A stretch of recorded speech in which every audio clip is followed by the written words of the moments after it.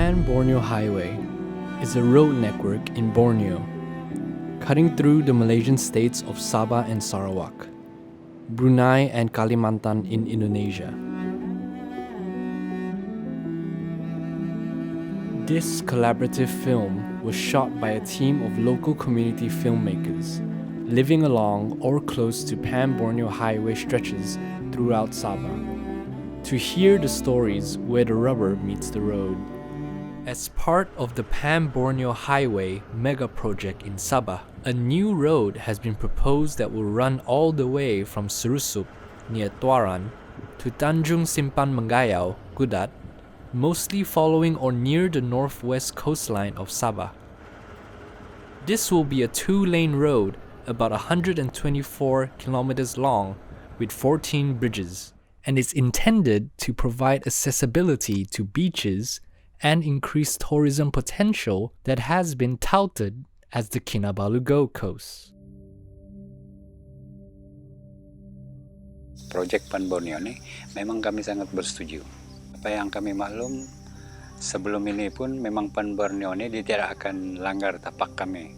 Alhamdulillah kalau jembatan itu akan wujud, kami para penduduk yang mata pencarian dia sebagai nelayan, contoh dia kan, senang-senang untuk seberang ke seberang. Pasal Pan Borneo kami dengar daripada orang ke orang je lah. Orang ke orang yang bagi tahu Pan Borneo ni akan melalui dari kampung kami sini. Kalau bagi kami anak muda, memang kami sokong pembangunan. Sebab bila ada jalan raya macam ni, lagi dekat kami pergi sesuatu kampung atau suatu tempat. Apabila jalan raya tu atau jembatan tu sudah siap, so kami punya sumber pendapatan atau laut kami semua terkacau. Jadi semua tu kami tidak solution untuk tu, kami pun tidak apa yang mau buat. Kami berharap sama kerajaan untuk handle benda ni semua, apa yang dia boleh. Contoh macam rumah kami roboh, dia akan bagi kami pampasan dan sedia kami tempat atau rumah baru.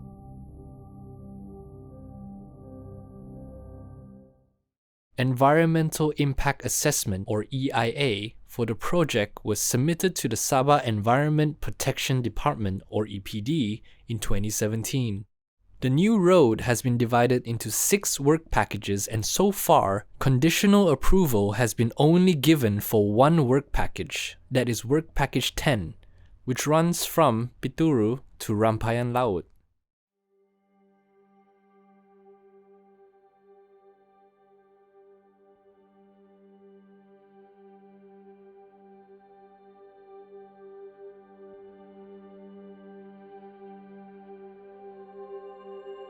Nama saya Amazia Siza Moria Jumail. Saya sekarang bekerja dengan Danau Girang Field Center sebagai research officer. Bila bercakap tentang Pan Borneo, sebagai local community,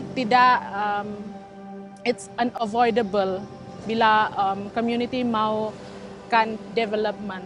Tetapi sebagai seorang researcher juga ataupun yang terlibat dengan sains, saya sendiri melihat bahawa projek ini dia ada impact kepada ekologi atau kepada kita punya ekosistem. Kita harus mencari jalan di tengah di mana kita boleh memberi benefits kepada community, tetapi juga kita mengurangkan impact terhadap kita punya wildlife dan terhadap kita punya alam sekitar. Kawasan yang ada proboscis monkeys contohnya, ramai yang terlibat di dalam pekerjaan di dalam sektor ekoturism di tempat-tempat tersebut. Jadi apabila kita potong dorang punya habitat, and then kita akan tahu dorang punya populasi mungkin akan berkurangan. So ini juga akan memberi impact kepada community sebab mereka boleh kehilangan kerja. Apa yang saya harapkan adalah kita kena ada kerjasama di antara orang yang buat sains ini dengan government yang akan buat highway ini.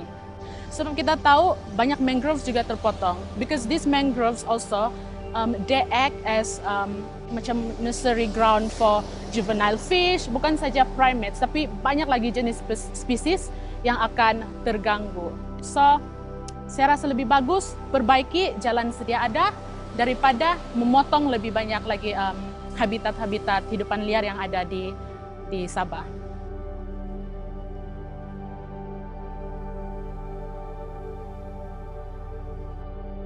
My name is Milena Salgado Lin. I work for Danagerang Field Center as scientific advisor, and I coordinate a few projects for research in Danagerang. Proboscis monkeys have been classified as endangered because of human-made changes to the landscape. With the Pan Borneo Highway crossing through the mangroves, what is happening is that proboscis monkeys will stay isolated in even smaller pockets where there is going to be cars and trucks and a lot of influx going in and out, and sound and lights. It's just the proboscis monkeys are going to avoid completely that place where they may be less resources. They will have to compete a lot for those resources. They will, if they don't move out of those pocketed areas, they will deplete those resources faster. It's really sad that a genetically unique population may end up going really fast because their natural areas are being taken away from them.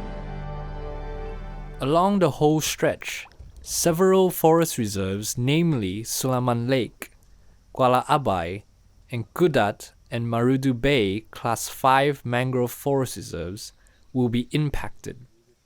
Kota Balut Bird Sanctuary is also critical for migratory birds, and construction is already ongoing here. Loss of vegetation and increase in sediment from road and bridge construction will significantly impair water quality, hydrology, and aquatic life food chains in the mangroves, rivers, and estuaries, and cause a substantial drop in seafood productivity, thus affecting the local fishery communities. Proboscis monkeys, which are endangered, endemic to Borneo, and totally protected species under the Sabah Wildlife Conservation Enactment, have been recorded in several coastal areas where the Pan Borneo Highway is being constructed. This contradicts the recently launched Sabah Proboscis Monkey Action Plan 2019 to 2028, which stresses halting loss and degradation of habitat used by proboscis monkeys as its principal objective. For the 32-kilometer Work Package 10 from Pituru to Rampayan Laut, which is currently under construction, at least 9 groups of proboscis monkeys will be affected and their populations permanently fragmented. Other vulnerable wildlife in the area, like silverleaf monkeys, small clawed otters, and fireflies, will also be impacted. My name is Mary. I'm working as an assistant wetland manager based in Sulaman Wetland Sanctuary. Sulaman Wetland Sanctuary is a Class 5 mangrove forest reserve. It's a beautiful place and it's a home to many. Our main objectives are to protect and conserve this beautiful mangrove area. We are also responsible to provide this employment opportunity to the local. The potential impact if Pan Borneo Highway were to be built close or in the reserves are destruction of habitats, forest fragmentations, potential animal roadkill, introduction of non-native species of plant, and it may also lead to a natural disaster to happen such as forest fire and soil erosion. I hope that we can continue to treasure our mangroves. We have already failed to maintain the existing road. Why don't we take the budget allocated to maintain the road? The number of mangrove population is declining every year. If we lost mangroves, we lost what's in it. In other areas of the proposed part of the Pan Borneo Highway, there are seagrass beds like these found in Sulaman Lake, home potentially to the rare and totally protected dugongs. Are there sufficient safeguards within our laws, policies, and processes which protect the natural environment from systematic degradation that destroys healthy functioning? In 2016, the Sabah government has made the Sabah Structure Plan 2033 into law. This was made under the Town and Country Planning Ordinance. This plan is made for the purpose of guiding Sabah's development. Environmentally sensitive areas, such as a proboscis monkey or any significant wildlife habitat, need to be identified by the government and then properly managed so that it will not be damaged by any development project, like when constructing the Pan Borneo Highway. Under the law, the Environmental Impact Assessment or EIA process is designed to be the tool which will protect the natural environment. The EIA report is intended to be a comprehensive report which tries to predict how a proposed development might affect the environment. Not all development activities require the approval of an EIA report, but for the Pan Borneo Highway project, an EIA report was required under the law. Under the law, the development which requires an EIA report cannot proceed unless the EIA report has been approved by the approving authority. Under the law, the EIA report should be rejected if the development project is detrimental for the environment. The developer can propose ways to mitigate the negative impact, but if these proposals are not enough to reduce the negative impact on the environment, the EIA report should still be rejected. And as we saw before this, if the EIA report is not approved, the project cannot proceed. Now, what did the EIA report for this stretch of the Pan Borneo Highway say? We found that the EIA failed to report the significance on the presence of the proboscis monkey populations and the seagrass beds, failed to give a proper assessment of the fragmentation of habitat and its effects on wildlife and impacts on hydrology and natural tidal movements which will affect mangroves. We also found construction of a spur road through Abai Forest Reserve, a base camp built next to a river which will impact water quality, and dynamiting potentially taking place in unauthorized locations. Dynamiting found to be taking place in Work Package 10 near Pantai Rang Teluk Ambong. The EIA stipulates blasting will take place in Work Package 9, not Work Package 10. Enforcing the EIA is a challenge as it is not easy to know what is happening on the ground.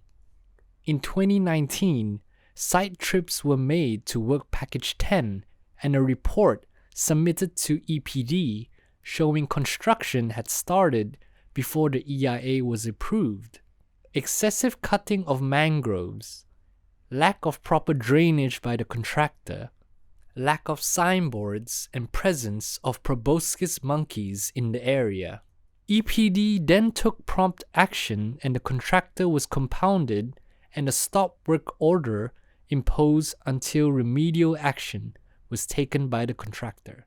This successful collaboration between civil society and the EPD illustrates what is possible, but unfortunately, if for some reason the EIA produced by the consultants is technically weak, other problems may arise. If the EIA report did not properly discuss these wildlife habitats or did not propose how to protect them, and yet is still approved by the government, what can the public do? If the government did not fully enforce the law to protect the environment, can the court stop the approval of the EIA report? Well, it is very difficult for a member of the public to sue in court to stop it. You may try to challenge by a judicial review application, but the court can refuse to entertain your lawsuit altogether. Why? Because we have this rule called Locus Standi, or the rule of standing. What it means is when you sue, the court will ask, do you even have the right to sue in the first place? If not, sorry, the court doesn't even have to listen to your complaint. Now that is the rule of Locus Standi. Through a judicial review application, you can sue the official who will or who has approved the EIA report, for example. If that approval is a decision which will adversely affect you, right? Which means if you're not considered as having been adversely affected, then you will not be allowed to challenge the approval at all, even if the approval was illegal, unlawful, or wrong. So, if the court says that you don't have the locus standi to sue, then the court does not even have to listen to you, even if the government official has clearly done something wrong. Why? Because you are not the right person to sue, so to speak. The main justification for the locus standi rule is that only a person who is really affected by the decision can sue. Those who are not considered as having been adversely affected, the court will think that they are only busybodies. So, these busybodies should not be allowed to waste the court's time. That's the rule of locus standi. But then, if the wildlife habitats or forests are being destroyed, which human being has locus standi to sue if no human being lives there? Well, most likely nobody can sue in a case like that because no person is adversely affected. Now, the court has said in the past that in rare cases, they might allow a person to sue even if he or she is not personally affected, because otherwise, nobody else would come forward to stop the illegal action. However, this is still a discretionary matter, which means it is up to the court. Now, if the court does not think that you should be allowed to sue, then there is nothing you can do about it, even if the decision you want to challenge is clearly illegal. Now, I think it would be very difficult for the court to allow any person to do that because the rule says very clearly, you can only sue if you are adversely affected. So, even if the developer has clearly done something unlawful, or the authority has failed to enforce the law or policy to protect the natural environment, it is possible that under the law, no one can go to court to challenge that decision, just because the victims of that decision are not human beings, but rather the victims are the wildlife and the forests and so on. In this sort of cases, it is very likely that no human being would have the locus standi to challenge that decision. Now, the questions are, would reforming or broadening the rule of locus standi enable the public to better contribute to tackling Sabah's environmental challenges? And more generally, how can we strengthen the EIA process and ensure that its recommendations are implemented?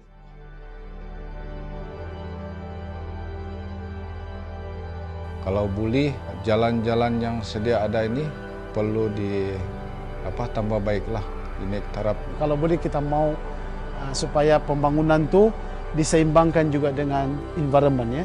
Jadi saya harap dia akan menepatilah apa yang dia orang ucaplah. Is in the future this kind of project they must well inform and see the need of the people. Jadi harapan kita sebelum membuat satu projek harus diteliti di peringkat kampung. Kalau betul mau juga menaik taraf negeri Sabah nih kan, naik taraf juga lah penduduknya. Jangan cek jalannya, tapi penduduknya, rumah-rumahnya kesian dibuang, dikasih begitu saja, macam yang tidak ada guna.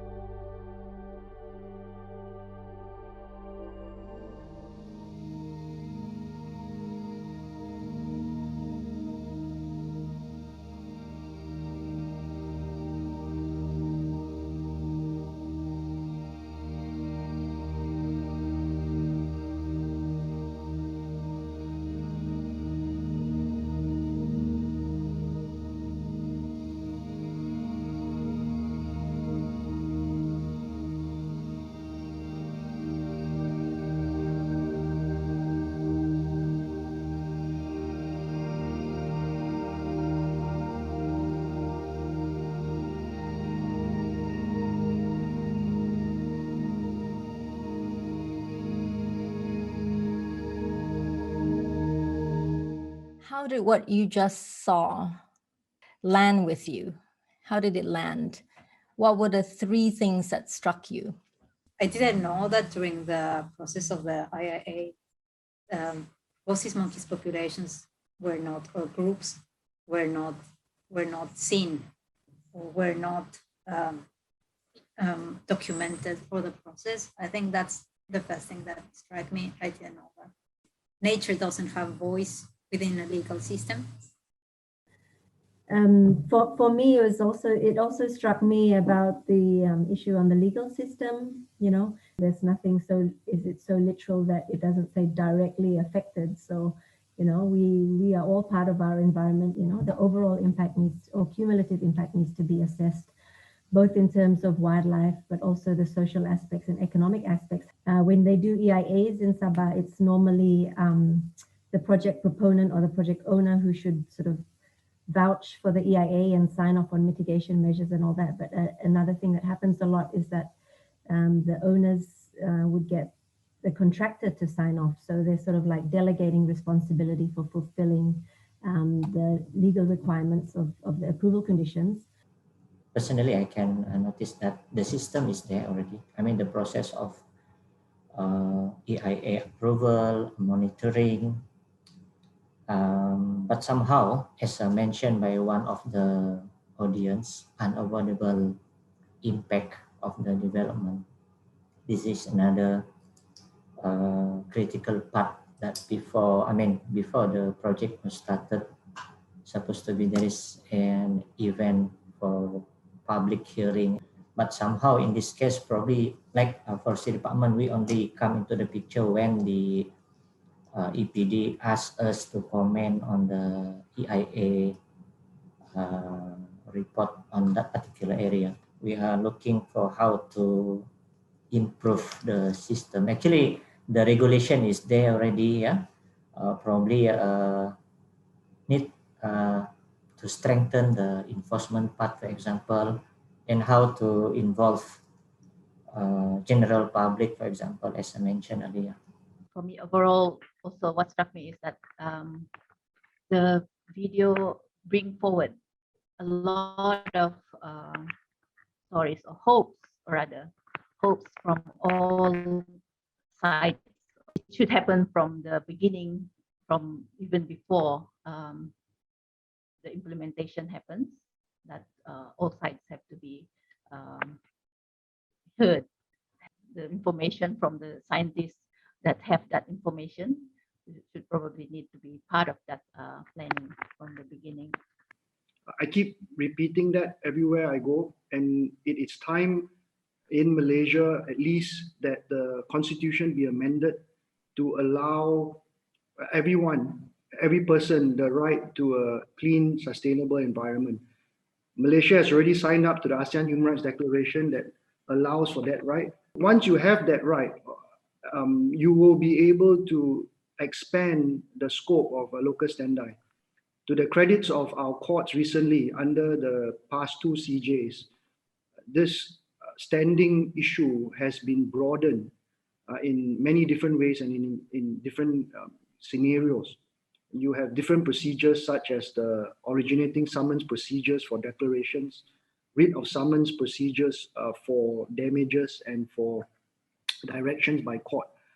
And so that, I think, we have some hope on that. The question that really came up from the video that is linked to this public interest litigation issue is public participation. When we talk about the EIA, it's an extremely technical document. Even when you go to court, the judges hardly understand how the EIA has come about.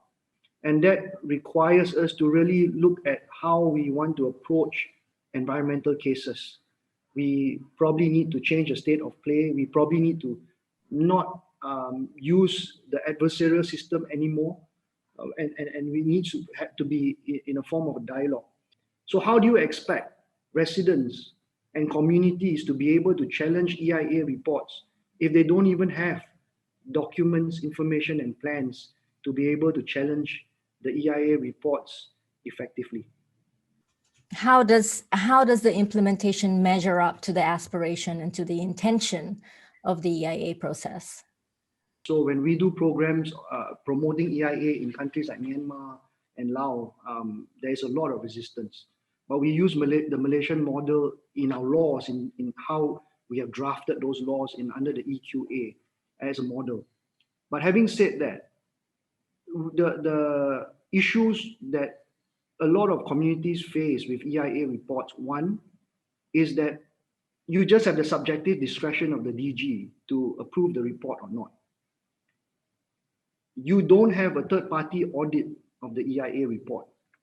Two, even if you have public disclosures of the AI reports and invite the public to send their memos and protests, it's so technical that you are thinking of a project proponent trying to have a project in your backyard, and you are already there with all this history. You're staying there with all the culture, with all the flora and fauna and what's around you.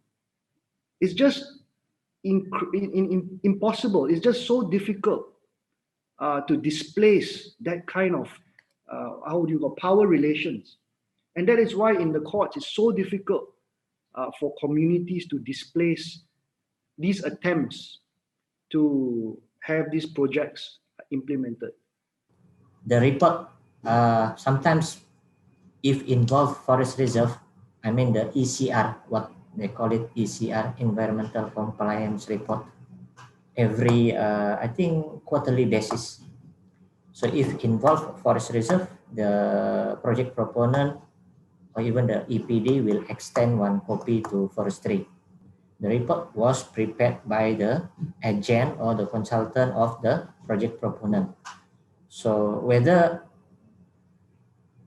biased or not, whether it will protect the environment or will protect the interests of the company. For example, for Pan Borneo, I think we didn't receive any case because only one report that submitted to us as for now, I think under WP10 lah. If from the ECR mentioned about the encroachment of the stream buffer area, so we will take action based on timber license cutting conditions or forest enactment. There is a clause that mentioned that if the project proponent failing to comply with all the regulation, they are subject to be penalized under section 12E in bracket 3A. I think we have seen that now EIA come at a stage where it is often too late already. All the designing, the planning and all that has already been done. And often it's almost seen as by the project proponent as a formality sometimes, that they only need this EIA approval to go to the next stage to start implement. We need to make sure that this process come at a very early stage, that it's actually taken into consideration all these impacts in the design of the project itself. If it's implemented properly, that could preempt issues, social issues, for example, like going through people's cultural area or graveyard, for example. I want to say that I fully agree with what Rebecca is saying in terms of how early in the process an EIA should be done.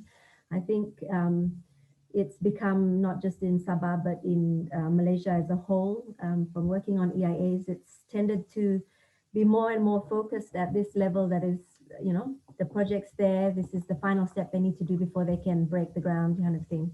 Some of the things that are requested in EIAs, the detailed information, for example, they're asking info that, you should only have at a detailed design phase. So it leaves probably the proponents or consultants a bit confused. If you start early enough, you may have less level of detail in terms of project sort of information, and things would have to be done at a higher sort of more overview level, I would say, but it still doesn't mean that they should allow, say, in the monitoring process, additional studies to come at a later date or something like that. The second one I want to comment is what I was wanting to comment before on what Edmund was saying with the guidelines and making it into law. I think it would be really good for, like you said, the regulators to have some kind of guideline on how to approve an EIA or not. They have panels to recommend, but they don't necessarily have to, if a panel comments, a review panel, it doesn't mean that they have to take it into account, and they don't have sort of veto rights. So it's ultimately still the DG or the director of EPD, in Sabah's case, that decides. But in terms of EIA guidelines and making into law, as an EIA practitioner, it would be really, really difficult. Like Pan Borneo, Bakun, all these examples are really large-scale projects, that affect a lot of people. But we also have a ton of other smaller projects that require EIA that come across EPD's table all the time. So I think if you become too prescriptive in terms of guidelines that have to be, it just becomes a tick box exercise again, and you lose a lot of the focus needed for some of the, to focus on the critical issues. So I think the environmental authorities should focus on the environmental approval, and they should approve an EIA report on its technical merits, which might show significant impacts, which might show that mitigation measures are not available to fully mitigate something. So they approve the EIA report, but then make a separate recommendation that says, well, this EIA report shows that it's not sustainable or something like that. So it's separating the approval of the report from approval of the project, which I think is the big thing. I do feel that a lot of the people that live in Sabah feel like me, like a foreigner and in a black box when it comes to the law and how these IIAs are done, and who gets to check them before. And in a way, my questions are not only whether the mitigation measures have been put in place or who is actually enforcing them. For me, the question is, what are the mitigation measures? Who gets to say whether a mitigation measure proposed is actually enough for the site or for the wildlife? Because I think that's what the general public feels like. Like they don't know, they don't understand, and it's not straightforward. How can we come in earlier in the design process? What can we do in terms of transforming or changing our processes so that the space is more open and inclusive earlier on in the macro design policy making process? Instead of a tool to just try to identify and potential impacts and identify mitigation measures, can we suggest, is it possible to actually reform, make the EIA part of the planning process of the project? And even before budget is allocated for that project, so that when because often we hear that it's too late to withdraw the project because a lot of money have been invested into that project, so it will be very costly to withdraw that or cancel that project. I mean, there is actually a mechanism for that. That's the strategic environmental assessment, which is supposed to be done at policy, plan, or program level. So that would be, for example, when a project is being submitted as a proposal. So in this case, if you take the Pan Borneo Highway, for example, it should have been done when the budget was being requested or considered at that high level. What it would need is a lot more buy-in from other or ownership from other government departments apart from EPD. So it'll be people like UPenn, EPU, and the people who are making these decisions to say, look, we have to consider environment, and it's not just a box-ticking exercise. So is this a point of intervention for, let's say, the public or civil society to demand an SEA or request for an SEA for a particular project? My response would be to look look at how early the interventions, and a lot of you are doing that already. Say, okay, there is for KL, there's a KL structure plan. Sabah, there may be you may be advocating for how many percent that of forest reserves, and you cannot cut them down and you cannot develop them. So the latest case which I put up just now from the news, and the judgment is really good. The Court of Appeal judgment, Mary Lim and her judges. One of the reasons the court struck down the development order was because the local authority did not take into account the KL structure plan.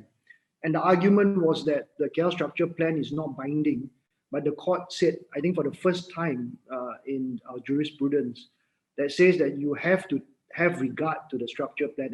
If this court decision is going to be upheld by the federal court, then in any development plan, the local council or the state government must take into account. My comment is mostly on the experience we had when we put together the state action plan for the proboscis monkey. So we did the science, and then basically we call everyone, and by everyone I mean several of the government agencies, including the Sabah Forestry Department, Sabah Wildlife Department, Sabah Parks. We also engage with all the local communities and stakeholders like plantations. And basically, it was a bunch of very different and varied people. WWF was there as well, and the whole point was to get their views on what was the situation for proboscis monkeys, what were their intentions or in terms of development, and to have a general understanding of where was everyone standing, so that a comprehensive protection state action plan could be written. So the EIA was approved in 2019, as far as I understood from all of this. The state action plan for the proboscis monkey was also approved in 2019, and however, we have a very clear site-specific priority action in the action in this proboscis monkey action plan. So that was already approved by the state cabinet. So I don't know how that then goes against, how can those two different things approved by the government can match? You should look for Sabah lawyers to file an action. But I think the argument will be that the action plan is just an action plan that is not binding. But I think it's a good try if there is, I don't know the facts, but if NGO or the groups of people that are affected are suing not on behalf, and I think that was a very good question on the chat box about suing for non-human entities. However, it's not a lost cause, because if the issue is that the state government has promised a certain type of protection for the monkeys and certain type of actions that may be now contradicted by the approval of this highway project, then there is some legitimate argument about arguing how to argue that either your mitigation measures are insufficient or that you should not take the action at all. So one, I mentioned that you need to make it a constitutional right, because at the moment it is not a right per se. It is only recognized in some of the cases, Lee Kuan Yew and a few others, where the judges said that the right to a healthy environment, a right to a clean environment, is part of right to life. But that is only in court decisions. And it's very hard to pivot or found a court action based just on that very one-liner statement. So yes, if there's political will, if there's blah, blah, blah, and all that, if the government is great and the government is for human rights and the government believes in fundamental liberties and if the government believes that climate change is happening, if the government loves our country, all that, then let's amend the constitution. All you need to do is just add one article in part 2 of the constitution and you get that. But at the moment, without that, it's harder, but it's not impossible. With that, the government is then tasked to protect the environment, and any failure of the government to protect the environment is justiciable. I would struggle to summarize what we've discussed. I do have some points. The EIA should come in earlier in the process, especially before funding or before political commitment.